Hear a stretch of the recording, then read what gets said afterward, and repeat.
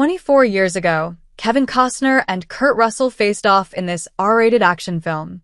Kevin Costner and Kurt Russell have long been two of Hollywood's biggest action stars, and their collaboration in 300 Miles to Graceland should have been the ultimate combination.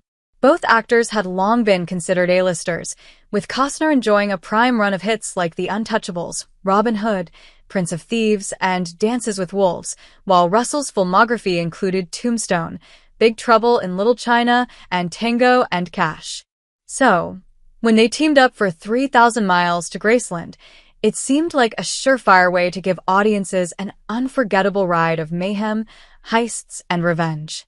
However, the film's tone and execution resulted in one of the most divisive action films of the early 2000s. However, while the film's critical reception was scathing, it found a cult following among audiences who appreciated its over-the-top action, wild plot twists, and absurd humor. Many fans have since embraced 3,000 Miles to Graceland as a hidden gem, with some even calling it a masterpiece for what it was, an unapologetically ridiculous ride through an Elvis-impersonator-fueled crime spree. 3,000 Miles to Graceland adds an Elvis-themed twist to the heist film. 3,000 Miles to Graceland follows Michael Zane, Kurt Russell, a recent parolee who finds himself caught up in a series of events after a run-in with a young boy, Jesse, and his mother, Sybil Waingro, Courtney Cox, with whom he develops a relationship. But when Michael teams up with a group of Elvis-impersonating criminals for a heist at the Riviera in Las Vegas, he survives an attempted murder by one of his partners, Murphy, Kevin Costner, only to discover that his share of the stolen money has gone missing.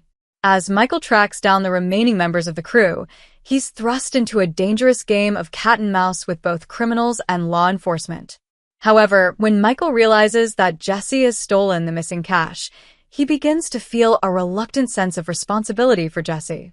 As Murphy relentlessly pursues Michael and the missing money, he's faced with the ultimate dilemma: protect Jesse or escape.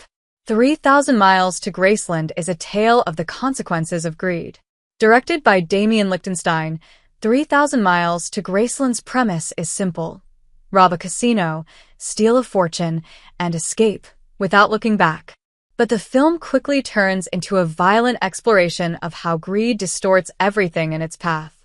What makes 3,000 Miles to Graceland stand out from other action movies, despite its flaws, is how it doesn't romanticize the criminals. It's a cold look at how greed warps every choice the characters make. Kurt Russell's Michael isn't an unlucky guy who ends up in a mess, but someone who chose this life. He sees the consequences, but is still drawn back into the chase for money, no matter who gets hurt along the way. And while there are some comical moments, the violence in 300 Miles to Graceland is unforgiving and incredibly brutal.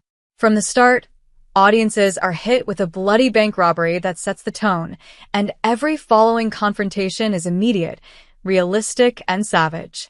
And it's no smooth ride, no slick choreography, and no slow-motion gunfights. Instead, the violence is a reminder that with every burst of gunfire, greed leaves destruction in its wake. 3,000 Miles to Graceland doesn't show the fun and glamorous side of crime. It's a brutal portrayal of a world where every character is consumed by their need for money and power. These aren't skilled professionals. These are desperate men, driven by a hunger they can't escape. These aren't charming antiheroes. No conflicted soul is lurking behind the hardened exterior. They're not misunderstood. They're selfish and driven by an insatiable need for wealth, and they will step over anyone to get it. And the violence in the film serves as a harsh reminder of this reality. And the comedy, while providing some moments of levity, doesn't dilute the reality of the film's themes.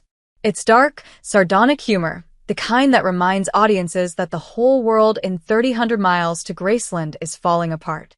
The laughs don't soften the blows, but make the violence seem even more absurd, as if to highlight the insanity of the characters' actions. And that absurdity isn't lost on the audience. The film doesn't try to make them root for the criminals. It wants them to see the futility in their quest for money and power. It shows the hollowness of their ambition, and it never lets audiences forget that greed is the thing driving them into ruin.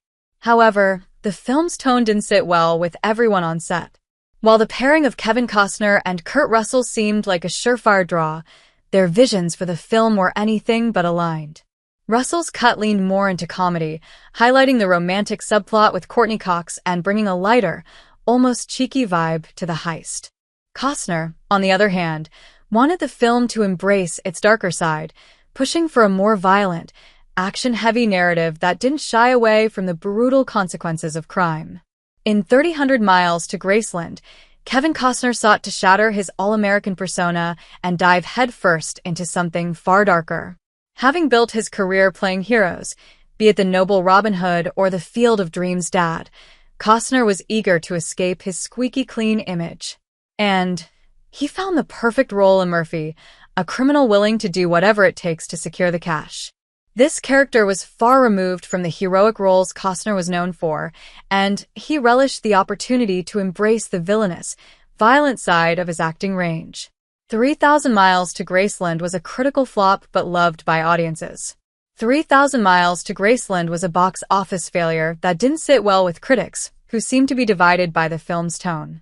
Despite its star-studded cast and its interesting premise, the film didn't hit the mark with critics, who found its violence and humor jarring. Some even went so far as to claim the film was borderline offensive with its Elvis references and themes. Overall, critics were quick to dismiss it, calling it style over substance, and accusing it of trying to be both a hard-hitting crime thriller and a comedy without succeeding at either. Many slammed the film for its lack of emotional depth, claiming the film's attempts at humor were clumsy, as it never quite settled into a consistent rhythm. In particular, some took issue with the sharp tonal shifts, especially when dark moments were undercut by comedy that seemed out of place. Critics often described the film as trying too hard to be edgy, but ultimately leaving audiences cold.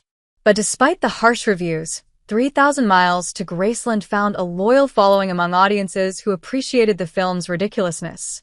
Fans rallied around the film, calling it a hidden gem and a masterpiece in its own right. For those who didn't take the film too seriously, 3,000 Miles to Graceland offered a wild ride packed with outrageous characters, bizarre action sequences, like the infamous CGI scorpion fight, and plenty of dark humor. Ultimately, 3,000 Miles to Graceland was a movie that refused to take itself seriously. And while that approach didn't win over critics, it did win over some audience members. It's not a film that aims to be coherent, but rather one that delights in its own absurdity, with enough action and humor to keep